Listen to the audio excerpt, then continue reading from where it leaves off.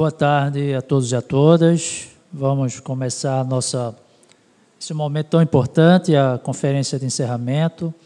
Antes eu queria apenas mencionar, há pouco fizemos uma homenagem ao professor Montenegro, né, uma merecida homenagem, singela, mas merecida homenagem pelo trabalho que ele tem desenvolvido à frente do LAM, nesses 20 anos, né, com outros professores, né, está aqui a professora Cristine, que foi pioneira, né, uma das mentoras, né, desse projeto, que tanto engrandece a universidade, o curso de História, programa de História, né. Por aqui passou tantos pesquisadores e pesquisadoras. Eu tenho o prazer também de participar do LAM, então uma grata satisfação, sou membro, participo, ajudo, isso para mim é uma alegria imensa, né. E uma alegria enorme também pelo convite que o professor Montenegro me fez para estar aqui nessa mesa de encerramento, né, ao lado do professor Fernando Teixeira da Silva. E rapidamente eu vou falar um pouco do professor, se me permite, professor. O professor Fernando, ele é professor titular do Departamento de História da Universidade Estadual de Campinas, a Unicamp.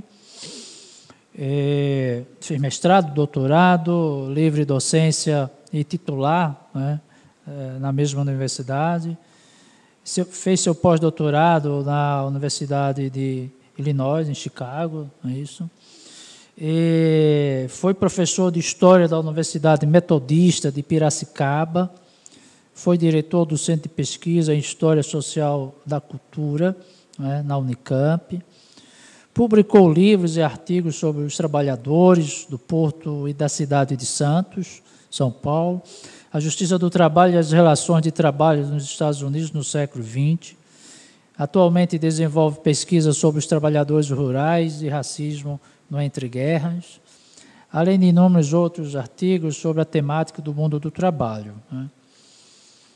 E também em seu currículo a gente podemos observar o desenvolvimento de alguns projetos de pesquisa, e aí eu destaco o projeto mais recente, acredito, intitulado Estatuto do Trabalhador Rural, Justiça do Trabalho e Lutas por Direitos no Campo, Ribeirão Preto e Região, 1957 e 1973. Né? Então, com todo esse currículo, né, que eu apresentei aqui muito rapidamente, lógico que tem uma dimensão bem maior, que o professor irá nos presentear, digamos assim, com uma conferência intitulada Salário, Moradia, Costumes e Justiça do Trabalho no ocaso do colonato, né?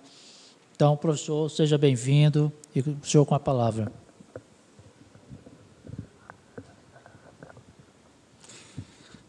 Professor Márcio, muito obrigado pela apresentação. Eu fico muito honrado, né, aqui com o convite para participar desse seminário que coroa 20 anos de trabalhos incríveis, né, fecundos, do LAM. Então, eu quero agradecer a todos os envolvidos no LAM, organizadores do seminário. Quero agradecer aqui meu amigo Antônio Montenegro, né, liderança inconteste do LAM, né, por vocês terem me confiado essa responsabilidade imensa de encerrar um evento, né?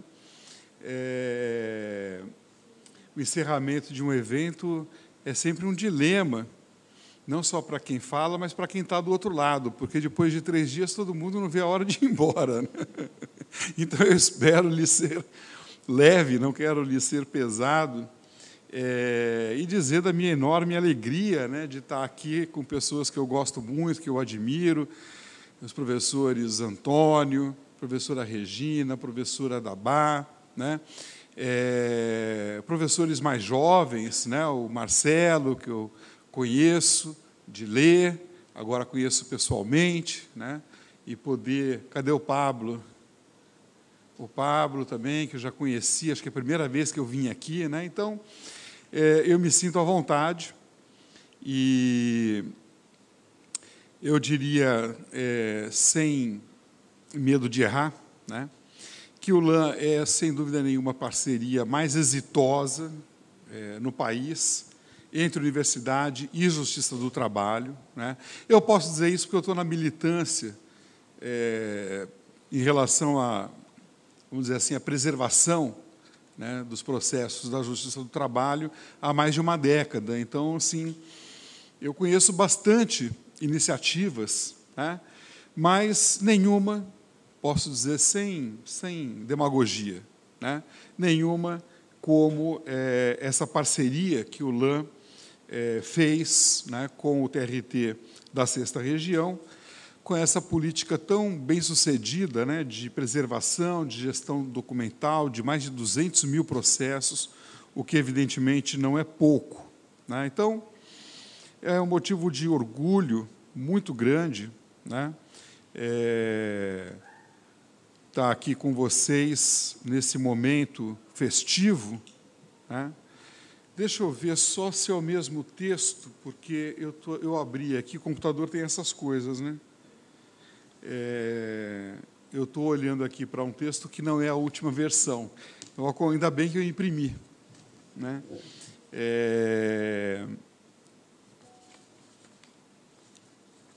Só um momentinho. Bom, então, é um privilégio, né, testemunhar aqui com vocês esse momento, né, esse coroamento de um trabalho fantástico que mobiliza estudantes, professores, técnicos, bolsistas, né?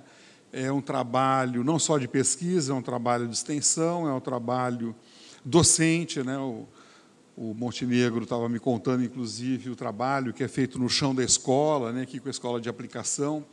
Então, é muito bom poder, né, ver aqui esse trabalho em defesa da memória e da história do TRT da 2ª Região. O Montenegro, quando me fez o convite, né, sugeriu que eu falasse um pouco sobre a luta em defesa dos processos trabalhistas e como essa documentação tem impactado a produção acadêmica, a produção historiográfica, né?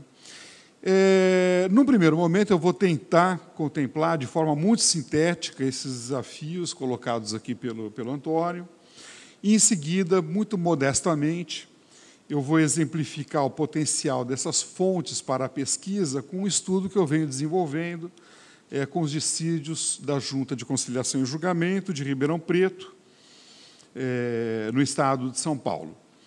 Eu estou, na verdade, fazendo 2 pesquisas paralelas que eu temo que elas nunca se encontrem, né? Esse que vem desse projeto, que é um pouco mais antigo, sobre o Estatuto do Trabalhador Rural, que mudou também, né? E um outro que é mais recente, que eu diria, para tentar dar uma imagem, né? O projeto se chama Cores do Campo, mostrar que a CLT tem cores, né? E quais são as motivações raciais para que os trabalhadores rurais não tivessem os mesmos direitos que os trabalhadores urbanos por muito tempo, né? Eu acho que essa questão ela ficou, em grande parte, de fora da agenda dos historiadores, quando falam dos anos 30, dos anos 40, né?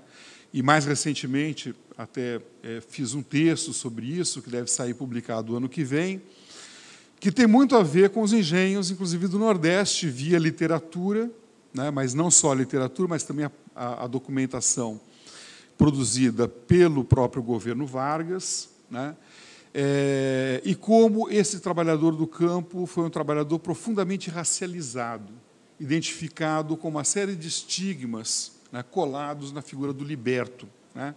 Eu pensei muito em trazer essa discussão, porque, inclusive, né, remetia, inclusive, a estudos que a professora Dabá já fez com a literatura, por exemplo, com Lins do Rego.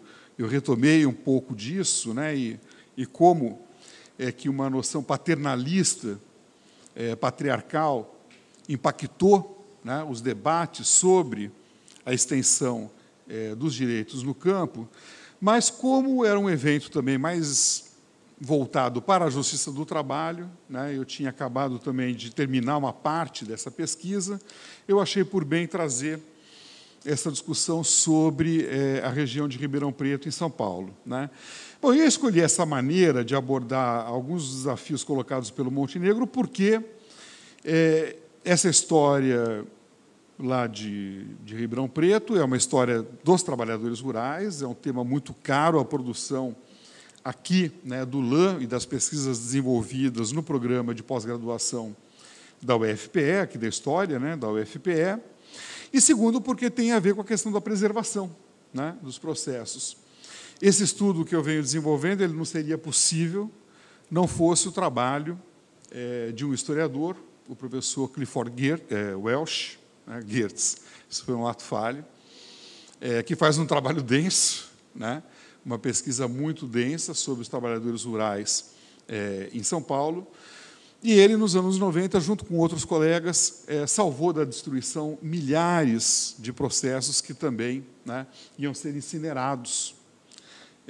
Naquele momento, essa documentação se encontra toda intacta, né, num arquivo municipal de Ribeirão Preto.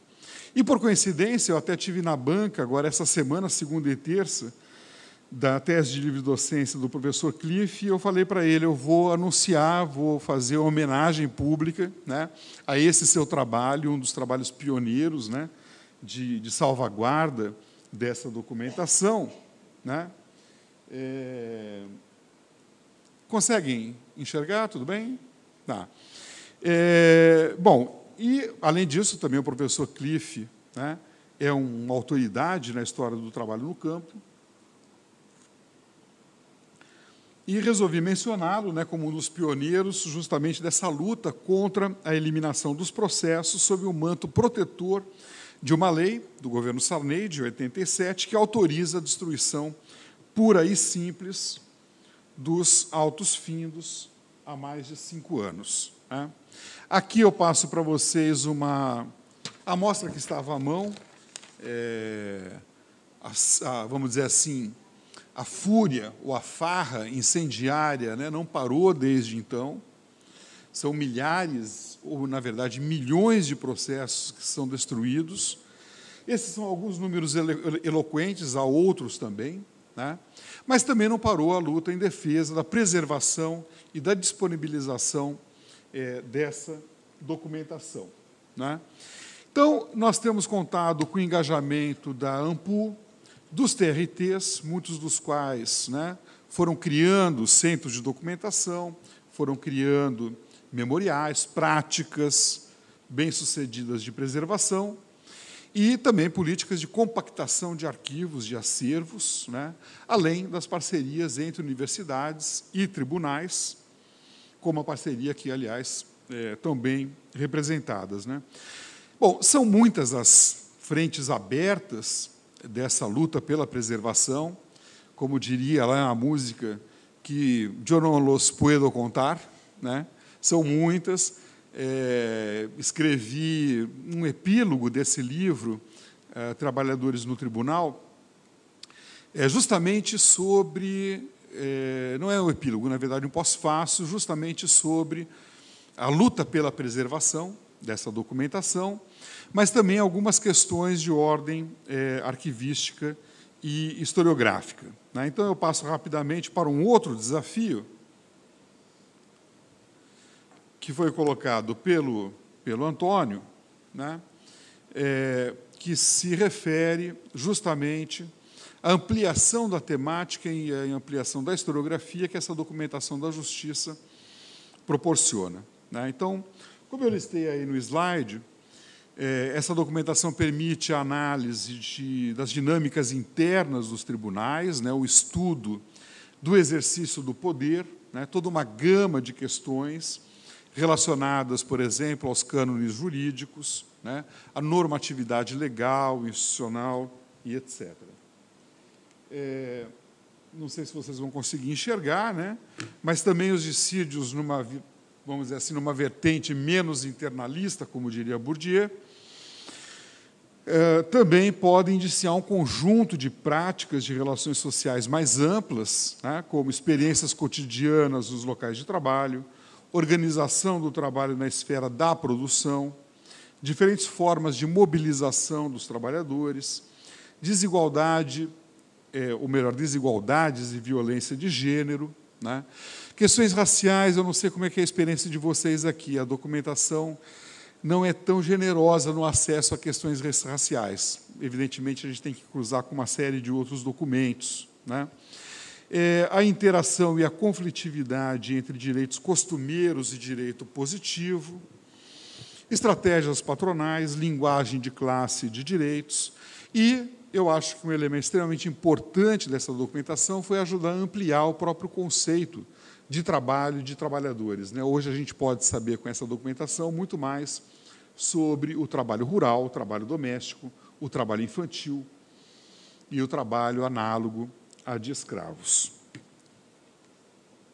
Bem, do ponto de vista da abordagem, né, se a gente atentar para os detalhes, os processos são uma via rara de acesso à fala dos trabalhadores, mesmo que, né, destilada, filtrada pela linguagem e pelo poder do judiciário, né? Mas é uma fala que nos traz muito sobre os desejos, comportamentos, expectativas, subjetividades, valores sociais e morais de trabalhadores, né? Com a ajuda de equipes e bancos de dados, é possível também fazer pesquisas seriais, com dados dos implicados nos processos, por exemplo, né, idade, gênero, origem, cor, tempo de serviço, profissão, remuneração, passando pelos trâmites processuais, como tempo de tramitação, demandas, resultados das decisões judiciais e regularidades e mudanças nos votos dos magistrados, né?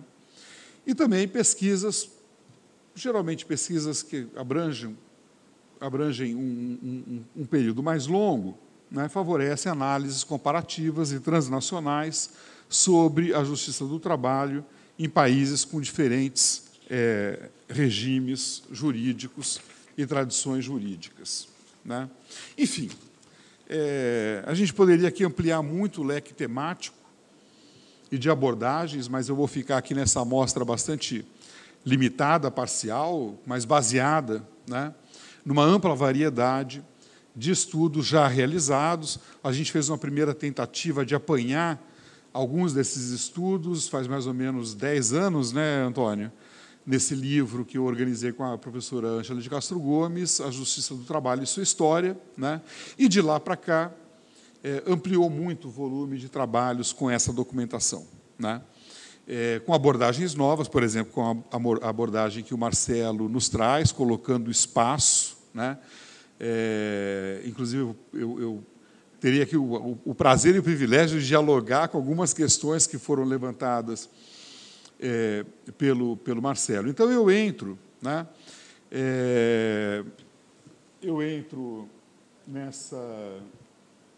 nessa pesquisa propriamente dita, que tem o objetivo de mostrar um pouco a potencialidade dessa documentação para a pesquisa dos historiadores, né? O objetivo, como aparece aí no slide, né, eu analisei a luta desses trabalhadores pelo direito ao salário mínimo, pagamento do salário mínimo, né? E como essa luta impactou na desagregação do sistema de colonato na cidade de Ribeirão Preto, né? Então, eu diria o seguinte, que a justiça do trabalho, a interação entre trabalhadores e justiça do trabalho fez uma enorme diferença. Foi impactante em termos estruturais, né? Aqui eu não estou valorando para o bem ou para o mal, né, mas mostrando como foi uma luta que impactou profundamente as relações de trabalho no campo.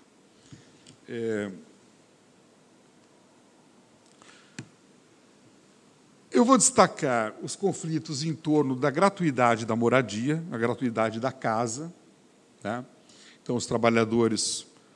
Eu não vou aqui me referir a moradores, para não causar confusão com o conceito de moradores tão caro, né? Os trabalhos aqui feitos pela Dabá, mais recentemente pelo Marcelo, não são exatamente os mesmos, né? Mas eu estou me referindo aos trabalhadores que moram nas fazendas, não só os colonos, né?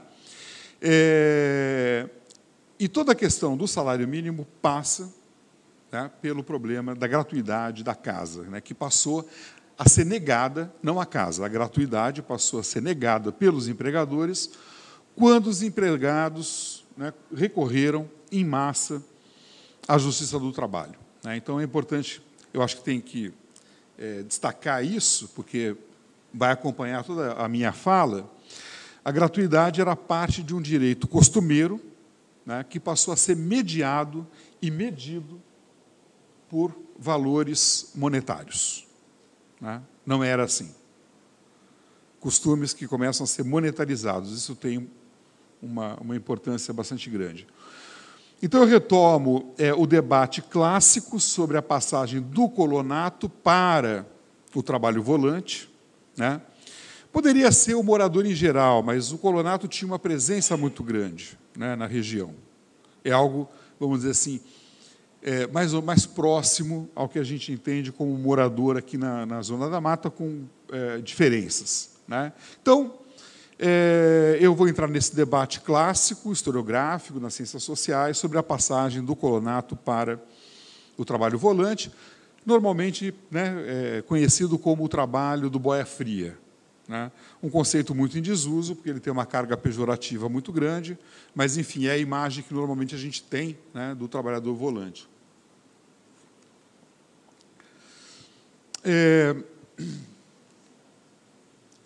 O contexto da pesquisa vai de 57, que é o ano da criação da Junta de Conciliação e Julgamento de Ribeirão Preto, né, e 64, que é não apenas o ano do golpe, né, civil-militar, que teve impacto na organização dos trabalhadores, etc., mas também é o ano em que praticamente desaparece dos processos as controvérsias sobre a gratuidade da casa, né? E isso tem a ver, né, diretamente com o Estatuto do Trabalhador Rural, que passa a resolver, vamos dizer assim, né, uma querela histórica dentro dos tribunais. E aí eu vou mostrar também as enormes ambiguidades e contradições inerentes à Justiça do Trabalho, né?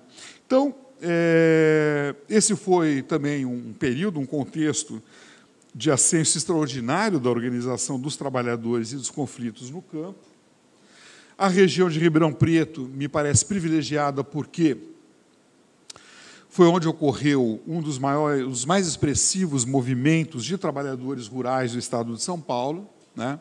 E também onde se verificou de maneira mais expressiva, de maneira mais viva, essa passagem do colonato para o trabalho volante, né?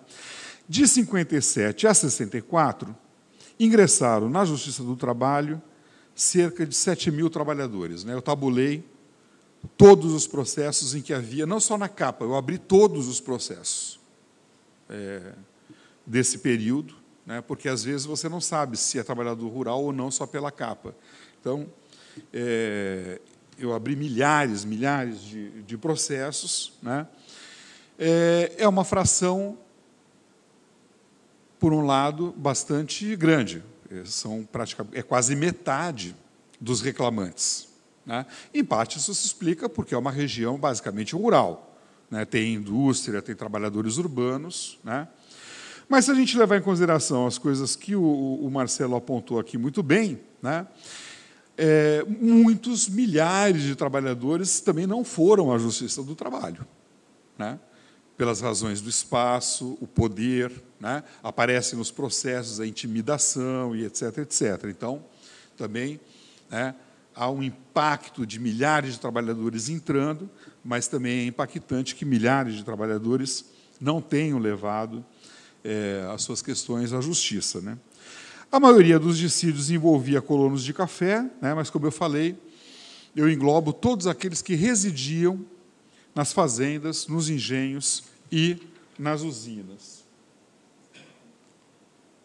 Bom, eu trabalhei com uma amostragem, não poderia ser de outra maneira, com 474 dissídios individuais. Eu escolhi esses dissídios, aqueles que apresentavam recursos ao Tribunal Regional do Trabalho e ao TST, e alguns chegavam ao Supremo, porque me davam mais informações. É um critério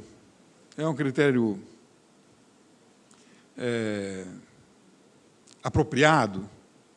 É o melhor critério? Não sei, foi o critério que eu encontrei. Eu não podia trabalhar com todos os processos, né? Então, esse foi um critério que eu utilizei. E desses dissídios, 181 trazem a questão da gratuidade das casas. Bom, então vamos lá, entrando nas questões propriamente do tema aí que eu trago aqui para a gente discutir, né? Os proprietários rurais consideravam que os principais conflitos no campo tinham raízes nos dissídios que o Sindicato dos Trabalhadores Rurais da região passou a instaurar na Junta de Conciliação e Julgamento, exigindo, sobretudo, o pagamento do salário mínimo, né? Então, como nós sabemos, era um dos poucos direitos, né, que os trabalhadores rurais tinham na CLT. Salário mínimo, que mais? Férias, aviso prévio, direito em carteira, né, depois do descanso semanal remunerado, depois de 49, né? Mas eu tabulei também, a reivindicação principal era salário mínimo, e mais especificamente, né, que o Marcelo apresentou aqui na capa de um processo, que é diferença salarial, né? É disso que se trata. A professora da Bata mencionou, né, que em 63, era isso? Eles recebiam 50% do valor do salário mínimo, né? Bom, eu nem tenho parâmetros e estudos em relação à região, mas, obviamente, não era diferente, né? Não era diferente, né? Bom, então, o que os trabalhadores faziam? Eles contavam o ano agrícola, quanto que eu recebi no final do ano, X, né? Por exemplo, um colono de café, recebi por cuidar de tantos 1000 pés de café, colheita, inclusive, às vezes, consegui vender o excedente, né? E chegavam a um cálculo, lá junto com o advogado do sindicato, que era um sujeito do Partido Comunista, e não dava o salário mínimo. E eles pediam a diferença. Isso é um cálculo que eu ainda vou fazer, viu, Cristine? Porque dá para fazer. Eles apresentam, né, um tanto, e aí você sabe quanto que é o salário, né? Dá para fazer, eu não fiz ainda esse cálculo, qual que é a porcentagem, né? Então, era disso que se tratava, quer dizer, atingir o salário mínimo, né? Antes de entrar na reação dos patrões, eu vou dizer uma coisa que parece uma obviedade, né? Mas não é, não é. E também esse debate eu sei que existe aqui em Pernambuco, desde os estudos que foram feitos pelo pessoal do Museu Nacional, né? Que é o caráter do assalariamento desses trabalhadores. O salário, né, ocupava um lugar extremamente importante em todos os trabalhadores que moravam nas fazendas, né, como os colonos de café, que eram a maioria. Como é que eram os contratos feitos em relação ao colonato? Né, muito rapidamente, né? Os contratos fixavam o valor a ser pago por tantos 1000 pés de café, por exemplo, uma família de 4, 5, 6 membros, com condições de trabalho, trabalhar, às vezes com 10 anos, 11 anos, 12 anos de idade, né, já entrava nesse cômputo.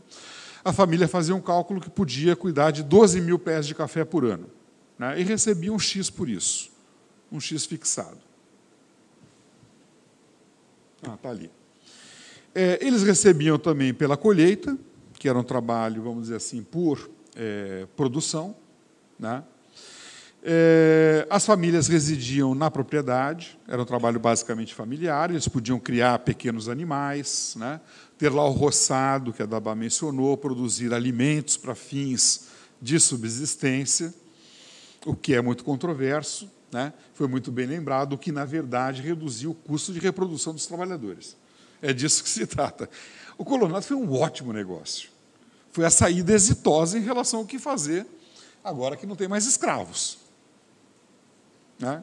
Colonato tem estudos, a gente conhece, um estudo que eu acho maravilhoso, que deveria estar entre os maiores da historiografia brasileira, que é o trabalho da Verena Stocke, né? Sobre café. Foi um dos trabalhos pioneiros a tematizar o trabalho das mulheres, né? Isso lá nos anos 80. Visto muito como um trabalho antropológico, mas é um trabalho também, né, de antropologia e de história extremamente importante. Né? Bom, então esses trabalhadores eles interpelam a Justiça do Trabalho, demandando o pagamento dessas diferenças de salário, né? E o nome que eles davam, né, à contraprestação do trabalho era salário. Portanto, era como assalariados que eles instauravam reclamações na Justiça do Trabalho. E isso é importante, porque também há estudos, acho que a professora Dabá deve concordar comigo, né? Há afirmações de que esses trabalhadores não eram assalariados. Há toda uma discussão, eu vou retomar isso, por isso que eu estou chamando a atenção para a questão. Há toda uma série de trabalhos sociológicos e mesmo antropológicos, né, que vão dizer que o colonato é uma espécie, o colonato e afins, uma espécie de relações de trabalho pré-capitalistas no mundo capitalista. Né? E até hoje isso é repetido à exaustão. É impressionante como, né, essa é uma questão que continua dirigindo muitos dos debates. Bom, então, era na condição de assalariados que eles interpelavam, instauravam reclamações na justiça, questão fundamental do que eu quero apresentar. Bom, entra aí o desconto da habitação. Para não arcar com os aumentos, e é bom dizer o seguinte, o salário mínimo aparece no Brasil em 1940. Ele tem um aumento em 43 que recupera o valor de 40. Defasa muito rápido, e só em 51, se não me engano, que tem um aumento no segundo governo Vargas, né? E depois, 54, tem uma polêmica muito grande, tem a ver com a queda do João Goulart do Ministério do Trabalho, etc. e tal, né, que passa pelo salário mínimo, e que o salário mínimo, né, passa nos anos 50 a fazer uma enorme diferença. Era um direito pelo qual valia a pena lutar. Os trabalhadores rurais não ficaram indiferentes a isso, né, e procuraram a Justiça do Trabalho para reivindicar salário mínimo. Bom, para não arcar com o aumento do salário mínimo, os proprietários rurais reagiram de maneira concertada ao incluírem nos vencimentos dos trabalhadores a moradia.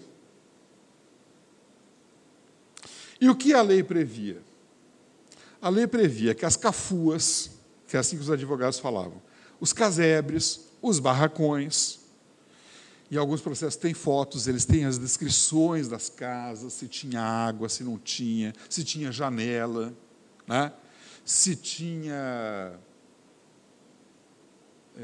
banheiro, se não tinha, enfim. Né? Os processos também são muito ricos para entrar um pouco nessa vida material.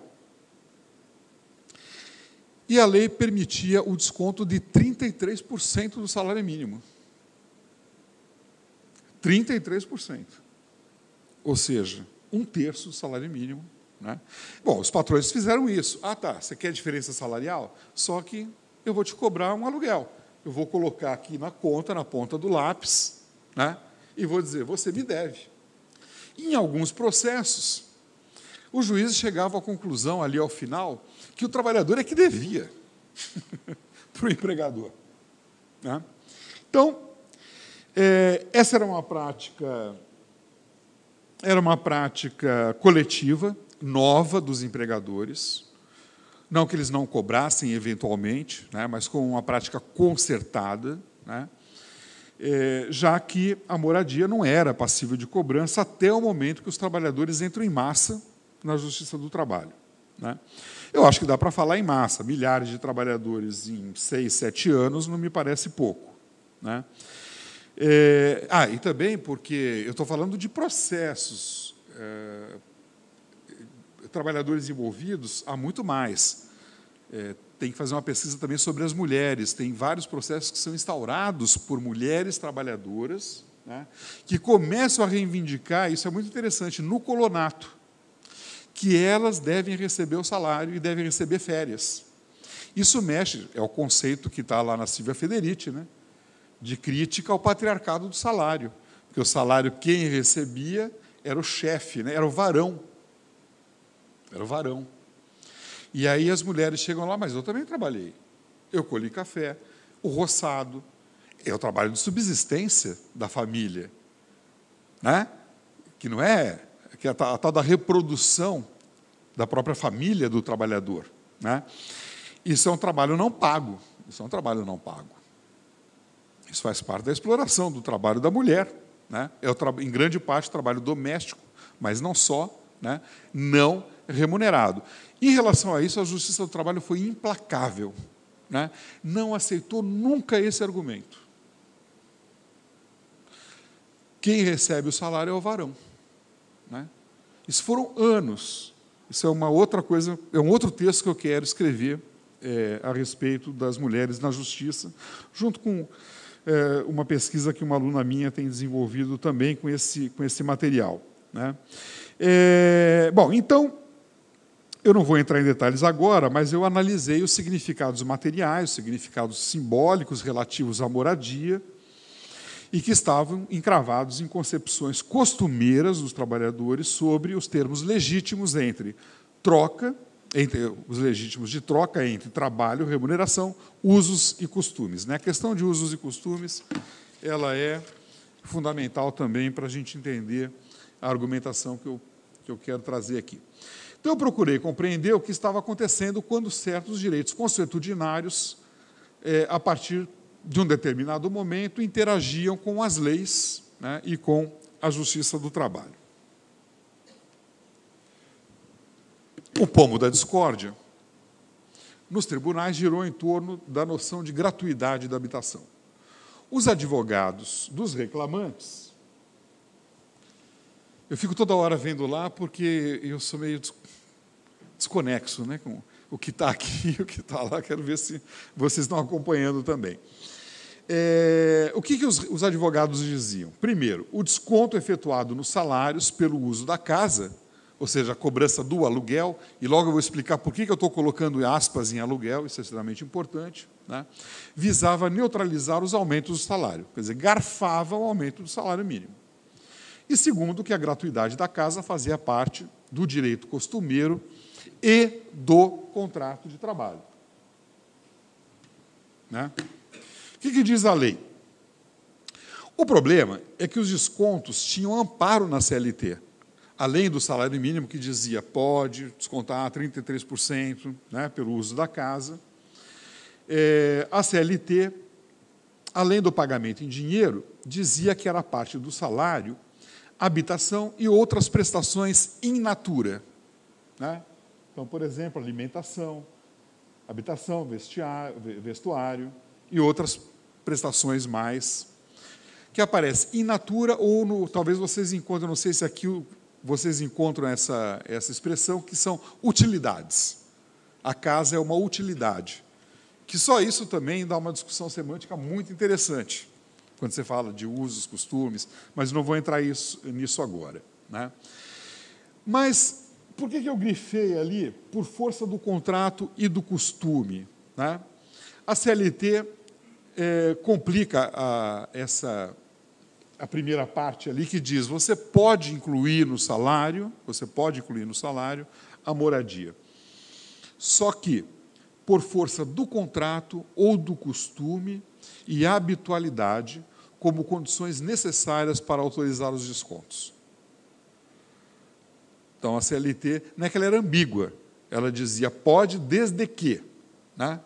Bom, vários recursos impetrados pelos trabalhadores insistiam que a moradia jamais havia sido cobrada, se jamais havia sido cobrada, não era parte do costume, né?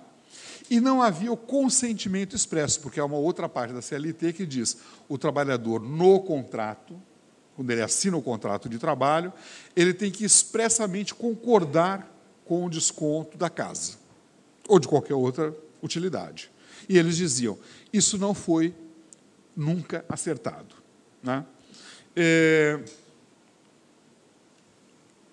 Essa interpretação gerou, né, não era ponto pacífico, os empregadores, os advogados faziam verdadeiros malabarismos retóricos, né, sofismas, contorcionismos incríveis, para dizer, por exemplo, né, esse é o sofisma que eu achei mais engraçado, eles falavam no acordo expressamente tácito. O acordo expressamente tácito, vamos combinar que é uma contradição em termos. Né? Eles diziam, não, quando o sujeito chega aqui, a gente fala para ele que a gente vai descontar. Né? Então, ele está sabendo, está implícito, é tácito, e ele tem o conhecimento expresso disso. Né? Enfim, e eles argumentavam que as fazendas não eram uma instituição de caridade. Né? Aí entra um outro elemento que é muito importante, muito interessante. Porque a gente, quando está falando do fim do colonato, a gente está falando também de todo um modelo supostamente paternalista. Eu acho esse conceito extremamente arriscado, perigoso. Né? Eles, na verdade, eles sacrificavam um dos pilares do discurso paternalista da dádiva, né, que era sacrificar o sentido costumeiro da gratuidade. Né? Nós não somos instituição de caridade, portanto, não é uma dádiva. Aqui não é uma associação beneficente. Aumentou-se, né, muito interessante, no direito costumeiro. A moradia, cuja gratuidade sempre foi propagada pelos empregadores como um dom, uma liberalidade, passava a ser monetarizada depois que os trabalhadores começavam a reivindicar o pagamento das diferenças salariais. Não querendo parecer mesquinhos, eles diziam nos tribunais, opa, eu acho que eu vou querer água, senão eu vou ficar mais nervoso do que eu estou. A gente está velho, né, de guerra, já apresentou tanta coisa, mas a gente fica nervoso, né? Um encerramento é muita responsa, né?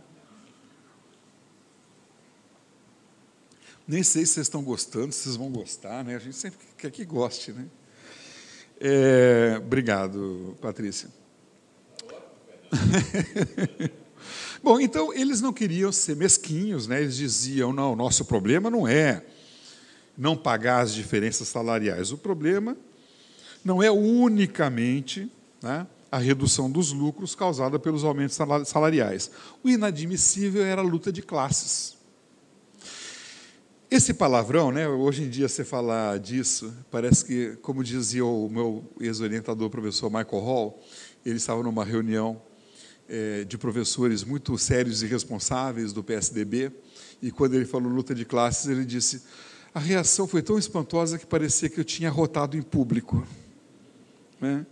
Aqui quem está falando em luta de classes são os fazendeiros. Se não, vejamos. Ele diz assim, né? Então, o inadmissível, para fazer o link aqui, era a luta de classes entrar na Justiça do Trabalho de mãos dadas com a legislação trabalhista, vista como unilateral, né, para proteger apenas os trabalhadores em detrimento dos empregadores. Né? Aqui tem uma fala de um advogado patronal. Tal protecionismo, que só defende o lado dos trabalhadores, tem gerado a indisciplina, a ociosidade, a irresponsabilidade, a baixa produtividade e a luta de classes. Precisa o país abandonar essa justiça de exceção, que é a justiça do trabalho, a fim de que as nossas classes produtoras, menos aflitas, com sérios problemas trabalhistas, possam trabalhar melhor pela recuperação econômica da nossa pátria. Né? Esse é um dos excertos que eu fui encontrando aí ao longo da pesquisa. Né?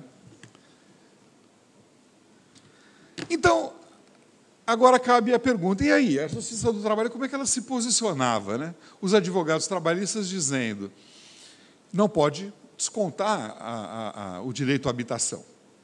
E os patrões dizendo, pode descontar, porque a lei nos assiste. Né?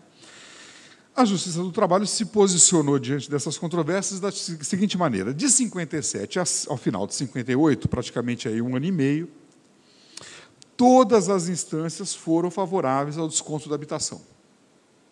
Tem ali as porcentagens. TST, 100%. O que os juízes faziam? Eles endossavam os argumentos patronais. Quais eram os argumentos? A moradia integrava salário, pegava só a primeira parte da CLT, a primeira frase da CLT. Os descontos não exigiam o consentimento dos moradores ou o acordo entre as partes e os descontos não implicavam em quebra unilateral dos contratos. Eles até diziam, na verdade, não tem uma quebra unilateral dos contratos. O aumento do salário mínimo é que quebra o contrato. Olha só o argumento, né? O salário mínimo veio no meio de um ano agrícola, o trabalhador ganha X, ele concordou com o patrão de receber tanto, né? E vem o poder público dizer que agora ele vai receber mais. Os juízes usam essa argumentação. Ou seja, o aumento do salário mínimo melhorava, estou falando, colocando entre aspas, melhorava a remuneração do trabalhador e onerava o empregador. Portanto, nada mais lícito e justo que cobrar um aluguel, né? Então, na verdade, eles estavam dizendo que o salário mínimo, né, era a principal causa do rompimento do contrato de trabalho. Só que eu não consegui encontrar uma razão para isso. Eu posso chutar, eu posso dizer, final dos anos 50, os trabalhadores estavam mais mobilizados no Brasil como um todo. É puro chute, mas na documentação eu não encontrei nenhuma razão, né, para uma virada. De 59 a 62, num período de 4 anos, há uma virada nas decisões da Justiça, vocês podem ver lá, né, e os juízes passaram agora, os mesmos juízes do TRT. Mudou muito pouco. Eles mudaram de ideia. Eles se convenceram dos argumentos dos advogados trabalhistas, lá dos sindicatos, né, que sustentavam que o desconto neutralizava os aumentos do salário mínimo, rompia unilateralmente o contrato de trabalho e feriam o princípio da gratuidade da moradia, porque sua cobrança não era habitual, costumeira nem contratual. O que era costumeiro e contratual era a não cobrança. Bem, o que eu fiz aí? Isso eu acho fantástico, né? Por isso que não pode destruir processo. Vamos destruir só uma parte, deixar uma amostra. Você pode destruir o melhor argumento que a Justiça usou num determinado debate. A frase que o historiador fica procurando, né? E aquele juiz fala, o advogado fala com todas as letras, né? Então tem que salvar todos, que nem vocês fizeram, 200 mil e não joga nenhum fora. Nenhum, eu sou radical. Vamos fazer a amostra. Vamos pegar, assim, só aqueles que têm valor histórico, né? Tem tribunais e tem centros de documentação que falam aqueles que têm valor histórico, que um juiz analisou, ou lá em Campinas, porque é um processo que envolve o time do Guarani. Só o torcedor do Guarani que vai pesquisar, né? Da Ponte Preta não vai.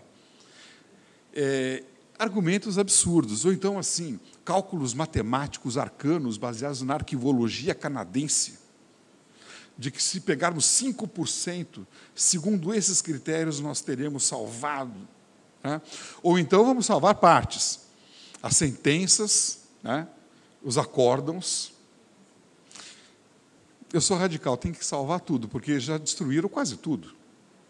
Tem juntas que não tem mais nada, né? Mas voltando, né? Por isso que é importante ter esses documentos, porque a gente vai encontrar argumentos incríveis sobre questão do trabalho análogo a escravo, viu, Regina? Eu tinha pensado, eu não vou entrar nisso agora, mas a Regina vai estar lá, eu tenho que mostrar isso para ela, né? Eu falei isso para a Angélica Castro Gomes num evento em abril, que era sobre outro assunto, era sobre a questão racial lá do homem do campo, e eu vou chegar lá, só fazendo aqui um suspense, né?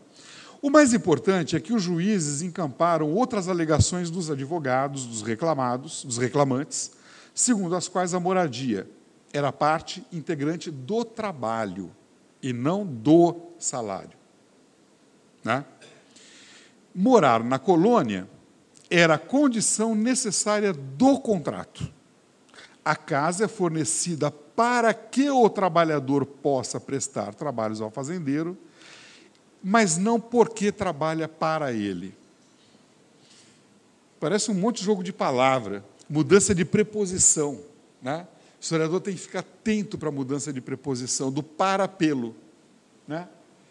A moradia não é dada porque o reclamante trabalha para a fazenda, mas sim para que trabalhe na fazenda. Não se configura a utilidade de salário, ou seja, o desconto da casa, se a casa é fornecida para e não pela prestação de trabalho.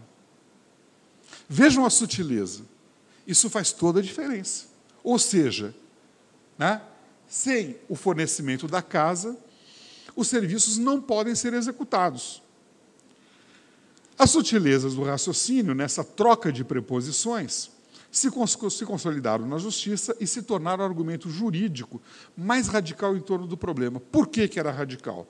Porque implodia o próprio fundamento legal de que a habitação integrava o salário, agora ela é integrante do trabalho e não do salário, ela deixava de ser vista como imóvel para se tornar parte de uma relação eminentemente trabalhista. Alguma coisa que, por exemplo, Thomas Rogers, no livro dele, capta também muito bem.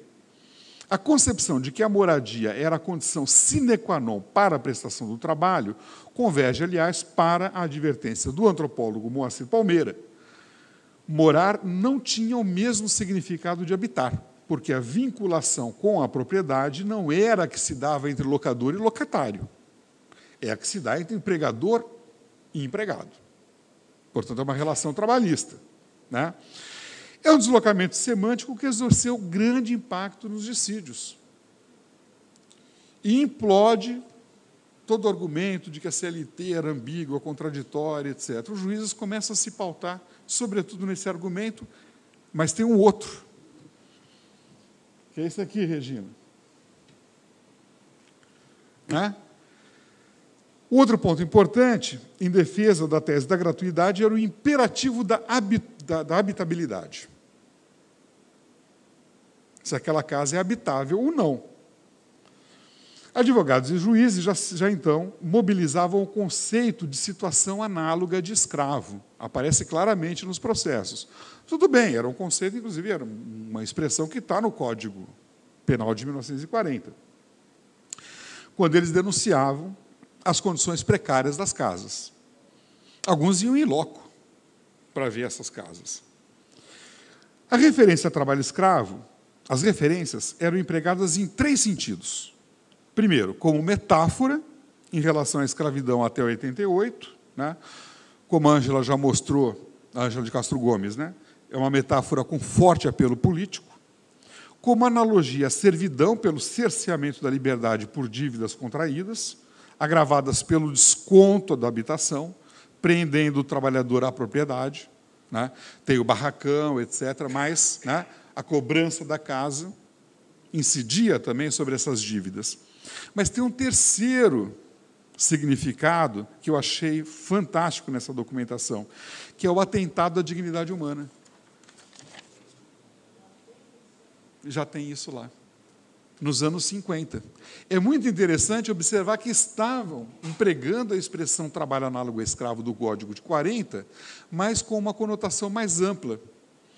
A lei se referia a crime, né, Regina, contra a liberdade pessoal, né, enquanto advogados e juízes já utilizavam o sentido adotado mais recentemente pela legislação, 2003, e por instituições que combatem o trabalho escravo contemporâneo, visto como atentado à dignidade humana. Né? É muito interessante, eles estão usando trabalho análogo a escravo como atentado à dignidade do trabalhador, exatamente nos termos colocados mais recentemente. Quer dizer, tem alguma coisa subterrânea nessa argumentação, e quem está usando isso é muito um advogado do Partido Comunista, que às vezes fala em servo da gleba, quer dizer, ele pega todos aqueles conceitos, né, do Partido Comunista, mas ele está usando também, né, E os juízes, eu encontrei juízes, não só da Junta, mas também do Tribunal Regional do Trabalho e do TST, endossando e esticando esse argumento, que era um atentado à dignidade humana, né? Então, é uma conotação atual que já estava, né, naquele momento. Enfim, de 59, eu não consegui ir muito além disso, né? É uma constatação que eu achei impactante, né? Mas precisava de mais elementos para poder esticar um pouco mais isso, talvez virar um dia, quem sabe, a gente escreve alguma coisa sobre isso, né? Quer dizer, pegando esse sentido, um período mais longo do que a gente imaginava. Mas, de qualquer maneira, de 59 a 62, a Justiça do Trabalho, então, passou a negar o desconto habitação. Surpresa, há uma nova virada, né? Houve uma reviravolta, outra reviravolta no julgamento sobre a matéria, autorizando o desconto. Agora, a Justiça do Trabalho voltou a autorizar o desconto. Qual é a principal razão? Não está em parte está na Justiça do Trabalho, mas está também no Estatuto do Trabalhador Rural, o ETR, que foi promulgado em 63, né? Que, assim, para facilitar, não é, mas geralmente se diz a SLT dos trabalhadores rurais. É mais complexo que isso, mas, enfim, né? Você tem um estatuto, você tem um código que estende uma série de direitos para o homem do campo, e direitos específicos, e etc., etc., né?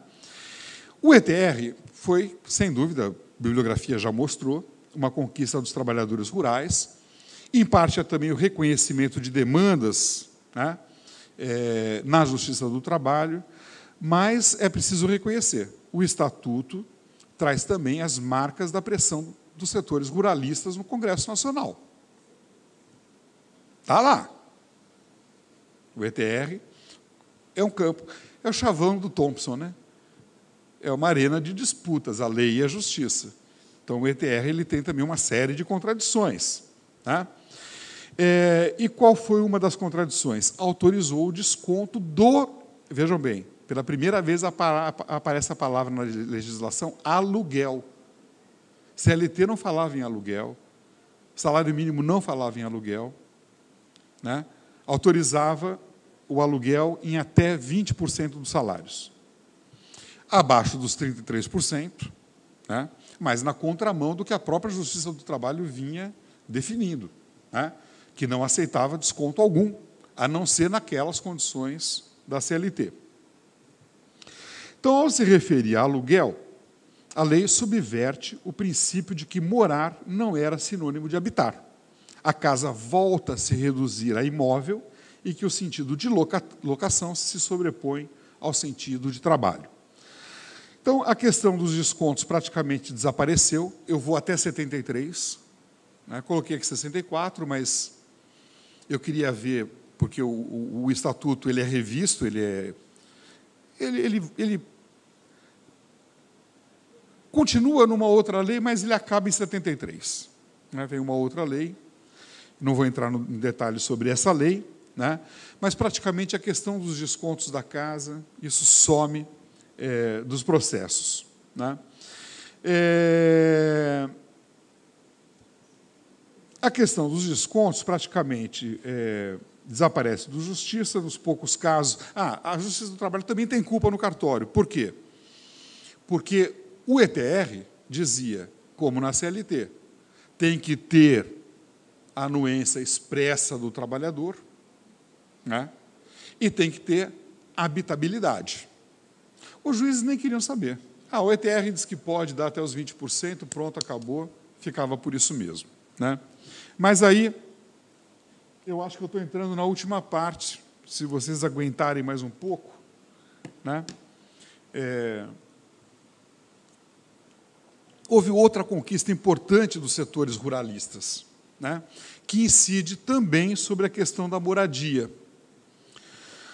Os trabalhadores com menos de 1 ano de contrato de trabalho entram na categoria de volantes, né? Eles não estavam cobertos, portanto, pelo ETR. Né? Repetindo, só é coberto pelo ETR quem tem mais de um ano ou mais de um ano. Por exemplo, o colono que tem um contrato anual, né?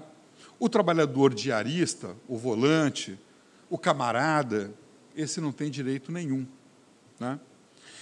Essa foi uma brecha legal para que os fazendeiros acelerassem o processo de expulsão dos moradores, substituindo pelos boias-frias, que residiam nas periferias das cidades e eram contratados como diaristas por empreiteiros que os transportavam para as fazendas, né? Então, os empregadores se viam livres dos encargos sociais, da manutenção das casas e de trabalhadores que pudessem criar casos na Justiça do Trabalho, né? Então, eu entro agora, de fato, no último ponto da minha apresentação, que é o debate sobre, que eu vou resumir bastante, é um debate que tem muitos estudos a respeito, né, sobre a passagem do colonato e afins para o trabalho volante. Entre os anos 50 e 70, a região de Ribeirão Preto se tornou o principal polo de concentração de trabalhadores volantes no estado de São Paulo. Por isso que Ribeirão Preto é realmente bastante importante. Quais são algumas das transformações estruturais? Maior diversificação da lavoura, o avanço da cana sobre o café, valorização das terras em razão da expansão da economia açucareira, enorme concentração fundiária, aumento da proletarização no campo, subsídios públicos e maior capitalização do grande proprietário, que agora tem mais dinheiro para poder bancar salários, né? Mecanizar, fertilizar a terra, o declínio demográfico no campo, declínio vegetativo, inclusive, incremento do fluxo migratório e um exército de reserva nas cidades para suprir a demanda de mão de obra no campo. Tudo isso já foi abordado por vários estudos, né?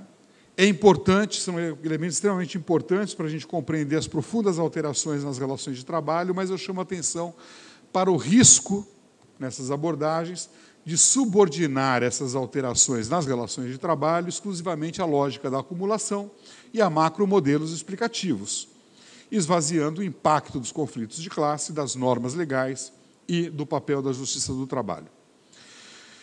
Além disso, essas abordagens, vamos dizer assim, estruturalistas, nenhum desses conceitos são bons.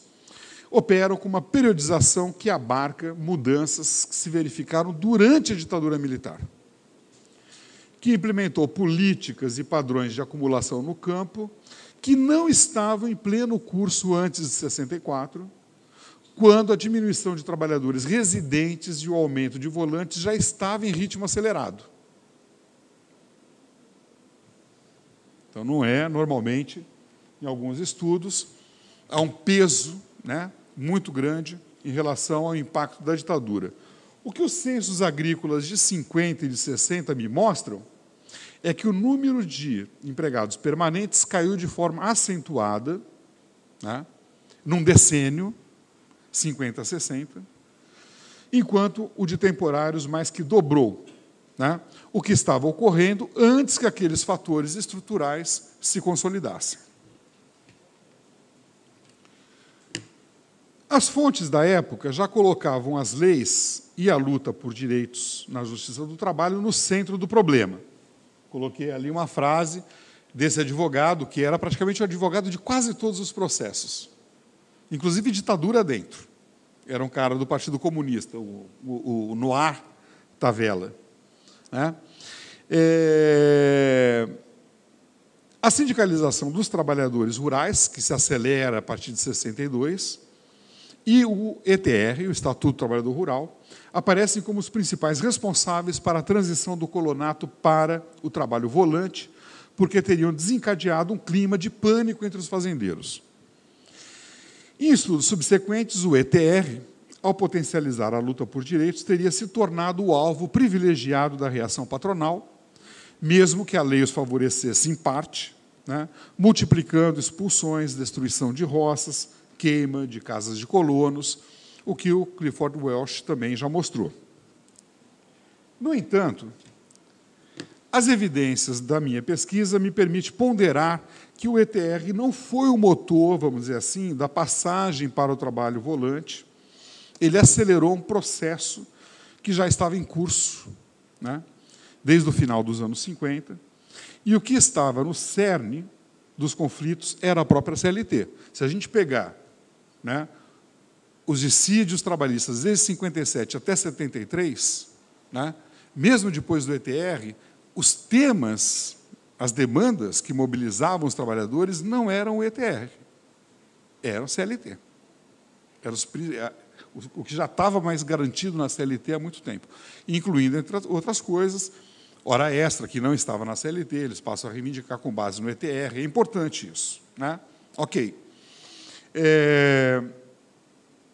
Então, o que as evidências me mostram é que a CLT estava no cerne do problema, principalmente o direito ao salário mínimo, que levou milhares de trabalhadores à Justiça do Trabalho. Esse movimento em direção à justiça guarda pelo menos três significados. Aguentem só mais um pouco, vou já abordar os três. Tá? No terceiro já estou acabando. Primeiro, a centralidade da CLT na luta por direitos reafirma a tese de que as relações de trabalho no campo não eram pontilhadas por um deserto jurídico antes do ETR. Há estudos que já mostraram isso. E não endossa as conclusões, até hoje correntes, de que os direitos previstos na CLT permaneceram letra morta. Né? Isso não é uma descoberta do meu trabalho, né? Mas é um elemento que confirma. Segundo, a luta pelo pagamento do salário mínimo vai na contramão dos muitos e renitentes equívocos interpretativos ao que eu me referi, de que sistemas de trabalho como o colonato e suas variantes conformariam relações de trabalho não capitalistas porque não se estruturariam sob o trabalho exclusivamente assalariado, como, por exemplo, o trabalho do boia fria. O problema é que esse tipo de interpretação opera com a concepção de que a mercantilização da força de trabalho se reduz fundamentalmente ao assalariamento puro e simples. E aí a gente chega à conclusão lógica que a escravidão era feudal, nunca foi capitalista ou pré-capitalista, né? Porque não havia assalariamento. Acontece que, como eu afirmei lá no começo, os trabalhadores que recorriam à justiça para demandar o salário mínimo desvelavam o que estava aparentemente camuflado no colonato e sistemas afins, ou seja, o próprio caráter assalariado das relações de trabalho, e assim, né, eles eram e eles se viam essencialmente como trabalhadores assalariados. Terceiro e último significado. Mas não pense que vai ser tão rápido quanto o primeiro e o segundo. Só um pouquinho, né, vou esticar só mais um pouquinho. Qual é o terceiro e último significado, que é o mais importante, a meu ver, né, para arrematar aqui? Me traz de volta ao problema central desse estudo, que é sobre as tensões entre direitos costumeiros, ideologia da dádiva, leis, arbítrio privado, domínio da lei e desestruturação de antigos modos de dominação do campo. Né? Então, eu mostrei que, recapitulando, para não pagar as diferenças salariais, os empregadores passaram a cobrar pelo uso da casa, monetarizar um direito costumeiro. Mesmo que às custas, né, de sacrificar sua autoimagem, né, de patrões benevolentes, dadivosos e etc. Nós vimos também que a Justiça do Trabalho passou a negar o desconto da habitação, reconhecendo a moradia como um direito costumeiro e uma condição para a prestação do trabalho, etc., etc. Com isso, o que acontece? Por isso que eu acho que a Justiça tem um impacto importante. Os dissídios retiravam o litígio do espaço privado da produção e o projetavam no espaço público dos tribunais, com muitas limitações. Leis, sentenças judiciais repunham direitos costumeiros, como a gratuidade da moradia, que estavam sendo agredidos pelo arbítrio patronal. Diante desse quadro, será que está certo isso aí? Tá. Será que está?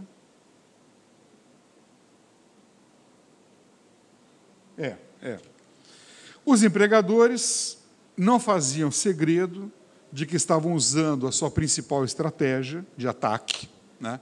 A Dabá falou uma verdadeira guerra, né, no campo, Eu acho que aqui foi muito pior, viu, Dabá? E aí eu entendo mais a perspectiva também que o Marcelo coloca, né? Não que lá as relações fossem mais doces ou suaves, né? Mas eu acho que a guerra aqui, pelo menos pelo que eu leio, né? Até pelo tipo de impacto e organização também dos trabalhadores, a guerra foi muito mais feroz, né? Mas não sei, é uma questão para a gente debater.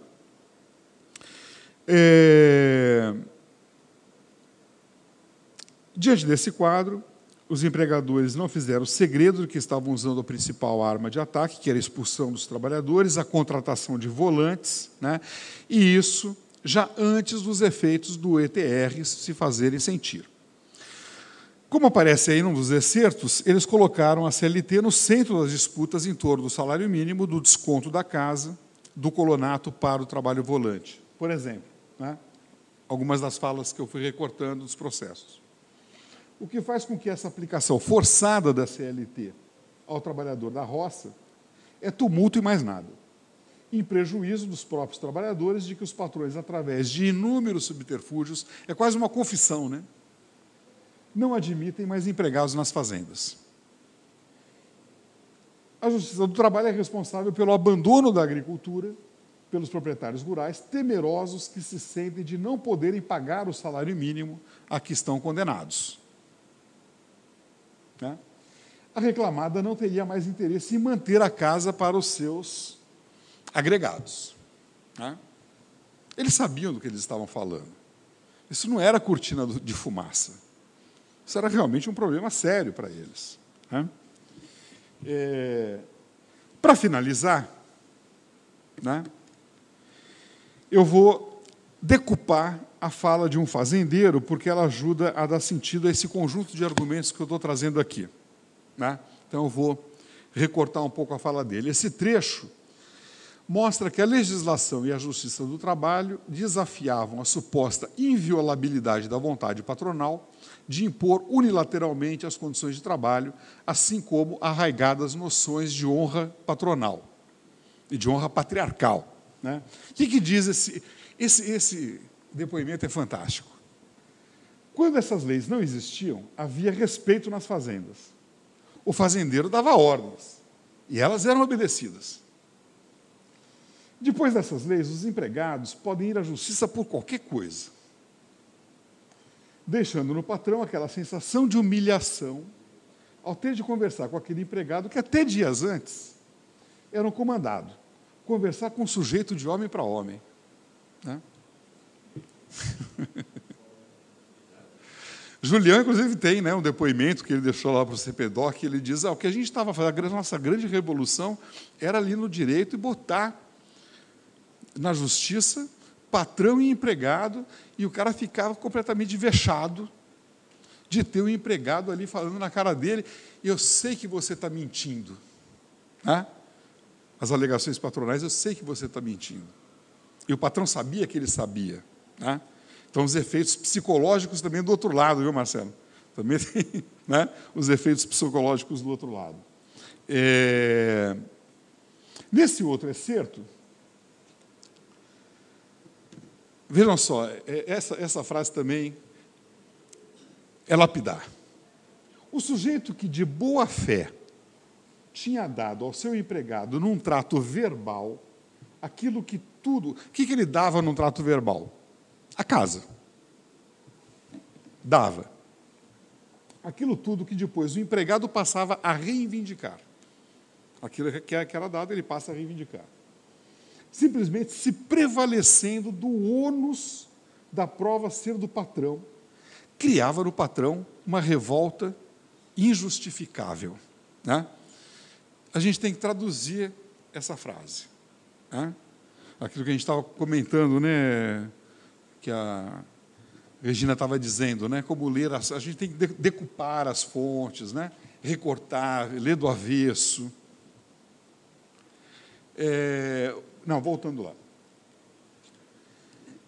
Nesse excerto, ele traduz, de maneira lapidar, a metamorfose da dádiva em direito operada pelos trabalhadores. Aquilo que, né, é visto do alto como uma dádiva, visto de baixo é um direito.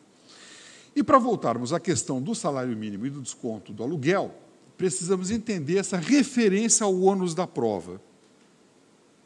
O que ele queria dizer, né? O trato verbal, mas aí ele tem o ônus da prova, né? E aí eu coloco o último slide, para alívio de todos e todas, né? Ele diz assim: o efeito da legislação veio trazer um aumento da faixa de atrito, com efeito psicológico, pois o empregador não estava aparelhado para manter com seu empregado um tipo de escrita bem regular. Essa fala se refere a quê? Exigências legais de escrituração de deveres e haveres. Sabe aquela coisa que aparece muito nos processos? Pelo menos eu encontro bastante, né? Recebeu tanto, mas ele recebeu leite, lenha, direitos, né, e haveres. Em registros contábeis, para efeito de prova judicial, né?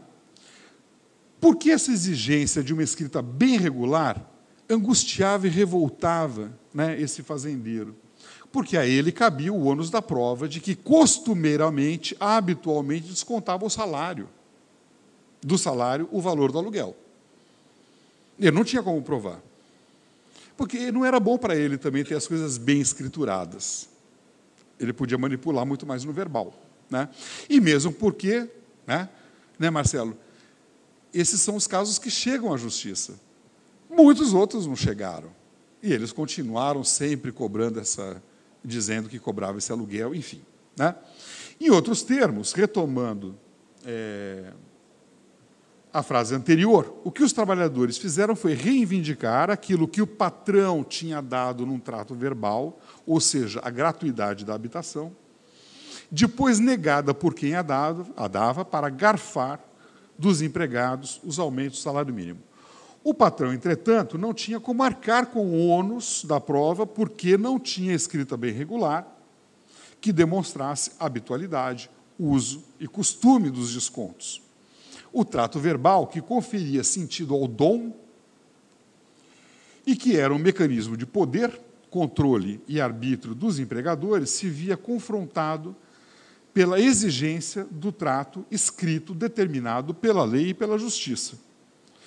Portanto, quando o ETR chegou autorizando a cobrança de 20% pelas cafuas das colônias, sobrava bem pouco da economia de favores, reivindicava duras penas pelos fazendeiros da região.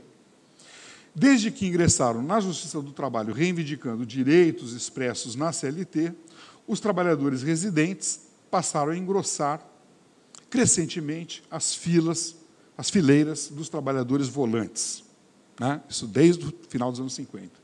Portanto, os fatores que na década de 70 acentuaram o declínio dos trabalhadores permanentes, sobretudo dos colonos, contaram com um terreno bem pavimentado antes mesmo do advento da ditadura militar. Foram os próprios fazendeiros que deram a esse processo o nome de luta de classes. Né? Então, quer dizer, como eu falei para vocês, é uma contribuição modesta do muito que a gente pode fazer com essa documentação. Essa documentação possibilita uma série de coisas, né? Regularidades, mudanças no voto do juiz, né? Permite entrar em debates clássicos da historiografia, né? Rever uma série de questões que eu acho que são importantes, né? Então, eu acho que, pegando um pouco da provocação muito boa que o Marcelo levantou, né, quer dizer, que diferença fez? Né? A pergunta é, e daí? Você tem que colocar em contextos, em lugares, né? A Justiça do Trabalho ela é contraditória, ela variou nos seus julgados de lugares e lugares e lugares, né? Eu identifico aqui que teve impacto, né? Significou que alterou as relações de dominação? Não. Né? Não. Os trabalhadores passaram de colonos, né, a trabalhadores volantes sem direitos, que não foi exatamente culpa da justiça. Aí tem uma série de fatores que são importantes a gente levar em consideração, né? Mas, entrar na justiça, reclamar direitos, teve impactos profundos, e um deles, né, não foi só isso, mas foi extremamente importante, né, para alterar uma relação de trabalho que era secular, baseada no colonato, para o trabalho volante. Né? Em outros lugares, vocês podem me dizer, contrafactualmente, mas em outros lugares onde a Justiça do Trabalho talvez não tenha tido a mesma presença, também ocorreu. Né? É algo que a gente precisa estudar, precisa aumentar os nossos inquéritos. Né? A documentação me permite ver algumas coisas, não permite ver outras. Né? E fica em aberto, né, Marcelo, a questão. Eu acho que a pergunta é muito boa. E daí? Né? Fez diferença? Eu acho que teve impactos. Né? Mas a Justiça do Trabalho ela é o campo contraditório da luta de classes. É um chavão? Né? Ela reforça formas de dominação também. Né? Ela garante direitos também. Né? E o que a gente faz é colocar isso no tempo, no espaço, em contextos específicos. Né? E eu acho que a gente tem que perceber as várias dimensões. Né? E o Marcelo traz uma dimensão importante, que é do espaço, que muitas vezes, por exemplo, eu não conheço nenhum trabalho na região de Ribeirão Preto que faça esse estudo pormenorizado do quão difícil era chegar à justiça. Né? Porque lá também você vai ter dias de terra, você vai ter dia de chuva, que não tem como ir na justiça. Né? Mas os juízes também iam às fazendas. Né? O que é interessante é como, apesar... Né? Você tem, eu gosto disso, né? Que eu não sei se é francês isso, né? Apesar e por causa, os franceses gostam muito dessa expressão, né? Apesar e por causa. Eu acho que apesar e por causa da Justiça do Trabalho fez diferença. Né? Enfim, desculpem, acho que eu falei demais. Essa a minha humilde contribuição aí, parabenizar o trabalho de vocês, que é incrível, o melhor trabalho que vem sendo desenvolvido nessa parceria entre universidade e Justiça do Trabalho. Muito obrigado pelo convite.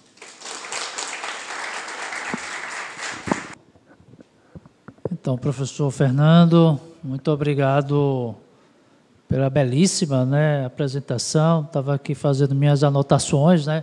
Por favor, pessoal, só um pouquinho mais, se possível. E fazendo aqui minhas anotações, né? Aprendi bastante, eu acredito que todos nós, né?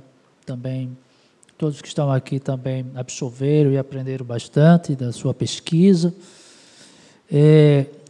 Assim, de costume, nós não abrimos, né, para perguntas, mas o professor, então, está permitindo, e aí a gente abre para uma, duas perguntas, né, aproveitar a vinda do professor. É sempre um prazer enorme recebê-lo e com sua contribuição. Acho que podemos, alguém, se desejar, Marcelo, eu sou Montenegro.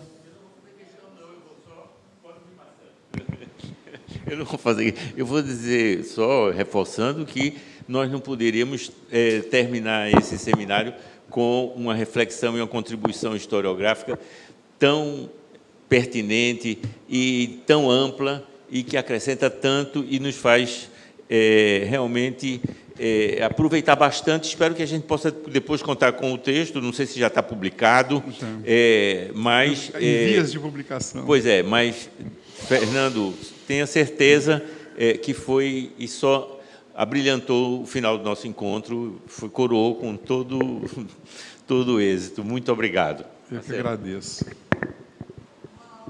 Uma aula brilhante. Obrigado. Realmente. Assim, o professor Fernando Teixeira sempre tem, assim, né? As suas falas são sempre, assim, brilhantes mesmo. E, assim, eu fiquei muito curioso, né, para saber, porque, veja, eu apresentei, foi uma coisa que eu... Sabe quando você termina de falar e faz, poxa, eu esqueci de ter falado aqui.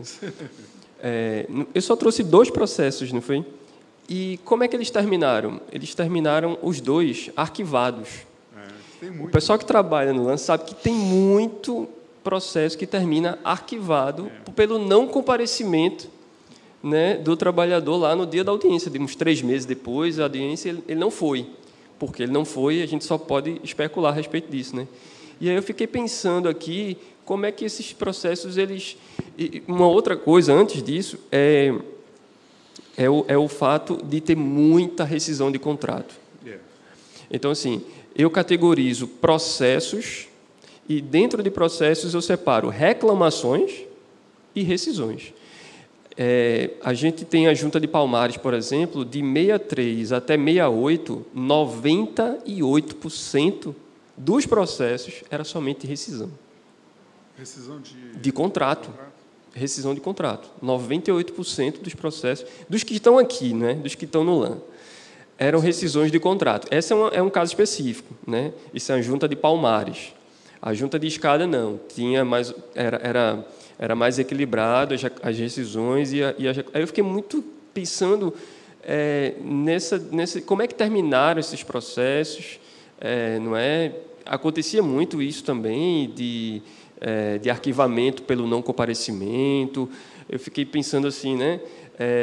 Mais detalhes sobre esses dados, mas isso é uma curiosidade particular, assim mesmo, né? Porque acaba dialogando com os dados que a gente tem aqui, e é muito bom fazer esse paralelo, né? Saber como é que a justiça funcionava aqui, e a justiça funcionava aqui, também tem Mata Norte e Mata Sul, que tinha muitas diferenças.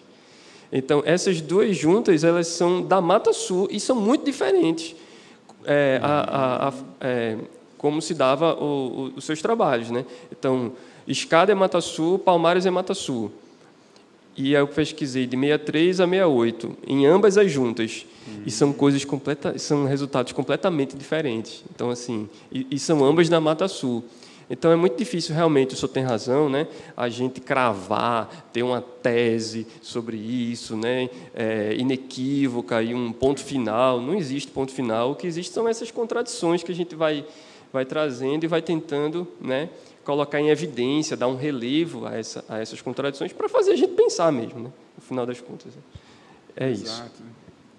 Não, ótima pergunta. Mais alguma pergunta? E às vezes esse é o problema, né, de abrir para questões. É igual mais um aquele show, né, que ninguém pede bis, né? Tem mais uma pergunta aqui, ótimo.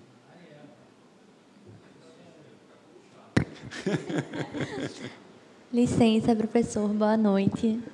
Boa noite? Boa noite. Gostei muito da sua mesa, concordo que foi uma aula. E o senhor estava falando sobre as trabalhadoras, né? Sobre esses processos que o senhor tem encontrado. E eu gostaria que o senhor falasse um pouco mais, inclusive se o senhor encontrou muita diferenciação assim, em relação ao tratamento entre trabalhadores e trabalhadoras. Obrigada. Ótima questão também. Mais alguma questão? Tá bom.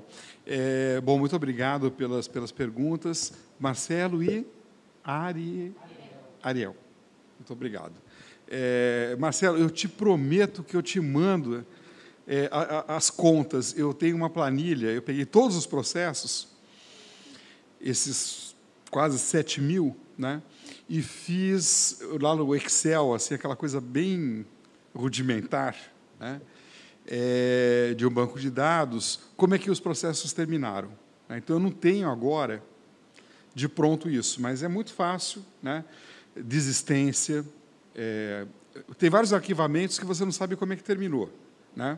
Alguns aparecem, inclusive, como desistência. A gente sabe que muitas vezes não é desistência, né? O sujeito foi forçado a desistir, né? Ou então, supostamente, entrou em acordo com o empregador, etc., né? Mas tem muitos casos de arquivamento. Eu não poderia agora, eu não fiz essas contas, né? Tenho esses dados, e são raríssimos, né, os processos que você pode dizer assim, deferimento. Os deferimentos são sempre parciais, mesmo porque uma das coisas, uma estratégia que o juiz faz, né, eu vou colocar direito à hora extra. Isso não está na CLT, né, mas é aquela coisa, eu vou insistir, né. É um direito que... como vários outros direitos que não estavam na CLT, eles insistem, né? E, às vezes, porque também tem alguns trabalhadores que são, na verdade, eles podem entrar na categoria de industriários, né? Você sabe disso.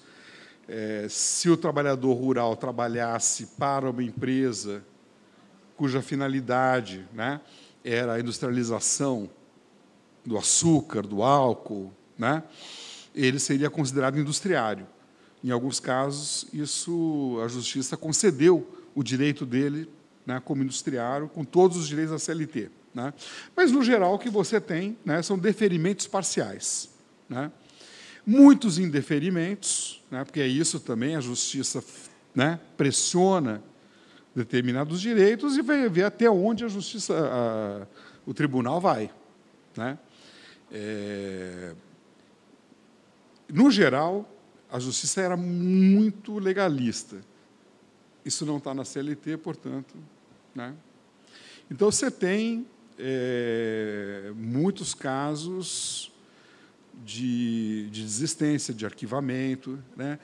Para fazer esse estudo, eu peguei todos esses processos que tinham chegado até o TST e até o Supremo. O Supremo, acho que foram uma meia dúzia, mais ou menos. Né? Então, é uma amostragem razoável, quase 500 processos, mas, ao mesmo tempo, muito enviesada, porque são os processos que foram adiante. Tá? Tem que levar em consideração os vários processos que não foram adiante. Né? Então, enfim, quer dizer, tem que fazer esse estudo, tem como fazer, né? Até posso te mandar. Até hoje comentei, né, com o Antônio, alguém me soprou uma pesquisa, queria que eu publicasse um artigo numa revista até fevereiro.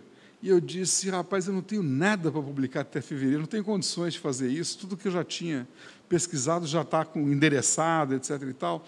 Aí eu disse, não, mas faz o seguinte, vai lá no LAN, não sei se você conhece o LAN, e baixa os processos que tem lá e compara o TRT de Ribeirão Preto com... Aí eu falei, puxa, que maravilha, quem sabe, né? Quem sabe, fazer umas comparações aí, eu acho que fundamental. Então, acho que é isso, né? Uma porta aberta para a gente conversar sobre isso. Né? E são muitos os caminhos que levam à justiça do trabalho, mas são muitos os descaminhos que não levam o trabalhador à justiça do trabalho. Né? E a justiça do trabalho é isso que eu falei, ela é bastante... Ela muda, né? Ela varia em relação ao período. Né? Os juízes eles não estão aplicando a lei, né? Eles também estão muito atentos aos movimentos fora do próprio tribunal. Né? E, Ariel, acho a sua pergunta ótima. Né? Eu me encontro várias mulheres, e muitos casos junto com homens. Por exemplo, tem alguns processos que são encabeçados por mulheres e só entram mulheres. Pouco, mas tem. Né? Tem muitas mulheres que entram em processos que são... você tem o cabeça, que geralmente é o homem. É quase sempre o marido e o pai. Em alguns casos, pode ser o filho mais velho, porque a mulher é viúva e coisa e tal, e elas entram reivindicando os mesmos direitos. Eu também tenho direito ao salário mínimo, porque isso que é terrível no colonato. A família inteira trabalha, só um ganha. Só uma pessoa, porque não é o varão. Né? Na verdade, a família ganha um salário, ganha férias, né, para uma pessoa, e eles começam a entrar na justiça. Por isso que, na justiça, eles vão implodindo tudo o que o colonato garantia. A casa, a coisa do roçado. Por isso que eu fico muito pé atrás com essa coisa de que tinha mesmo, nos anos 40 e 50, ainda um paternalismo. Isso estava desmoronado. Estava desmoronado. Eles chegam na justiça e eles dizem assim, olha, as terras, o roçado que eles dão para a gente, né, a terra é tão ruim que não dá para plantar nada. A gente vai trabalhar e não vai conseguir nada. O que a gente consegue é para se alimentar, que é aquilo que o fazendeiro não paga, que é a reprodução, né, que é a reprodução que recai sobre a mulher. Né. Mas o patriarcado do salário, né, o conceito que está lá na Silvia Federici, ele é o tempo todo o parâmetro da justiça do trabalho. O advogado comunista, ele bate na tecla, ele não fala em gênero, porque ele não se usava essa expressão, mas ele está dizendo, aquela mulher trabalhou também. né? Em alguns casos, eles dão ganho de causa para as mulheres. Por exemplo, se a mulher trabalhou na colheita, e aí ela não ganhou ou ganhou menos. Com essa documentação, uma aluna agora que está fazendo doutorado comigo, ela fez o mestrado lá no CPDOC, com alguns processos, ela identificou, aí uma outra pergunta que você fez, as mulheres recebiam em torno de 50% a 60% menos do que os homens, pelo mesmo serviço, né? Bom, é o padrão vigente, né, no Brasil, inclusive até hoje, né, em muitas categorias.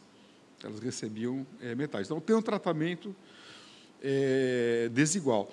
E um desdém, quer dizer, essas mulheres vêm reivindicar uma coisa que elas não têm direito, porque o contrato diz o seguinte, é a família que vai receber por X pés de café. Então, eles estavam forçando, no fundo, eles estavam questionando tudo que alicerçava o colonato, né, que era a concessão da terra, eu posso criar galinha, etc. Mas acontece o que foi acontecendo o tempo todo com a cana, isso está na literatura, a Daba estudou isso no livro dela, com o café caindo, né, sendo trocado, substituído pelo açúcar, né, não tinha mais direito a nada, cuidar de pequenos animais, tem que plantar cana em todo quanto é lugar, né? Então, quer dizer, esse trabalho, tudo que alicerçava, né, o colonato, ou que dava sustentação, pelo menos, a um discurso pretensamente paternalista, baseado na dádiva, eles jogam por terra dentro da justiça do trabalho, né? Tudo é questionado, né? E a grande sacada foi chegar lá no ETR. O ETR é uma grande conquista? Mas a gente não vai pagar para quem é volante. Bota todo mundo na rua. Já vinha botando muita gente na rua, muita gente antes do ETR, né? E agora é um prato cheio, você vai para a rua e pronto, né? Ainda me causa problema, ainda me leva para a justiça do trabalho, né? Mas é isso, é um tratamento desigual e diferenciado. Essa é uma outra entrada que eu ainda quero fazer, que é pegar os processos e quantificar, porque tem como, porque pela capa, né? Às vezes a capa não me dá tudo, porque eles dizem assim, entrou Manuel Souza e mais 88. Você tem que abrir o processo e ver quem são os 88. São mulheres ou não, mas tem como fazer essa pesquisa, né? Tem como tabular isso daí, né? E como as mulheres foram aparecendo cada vez mais nos processos ao longo do tempo, né?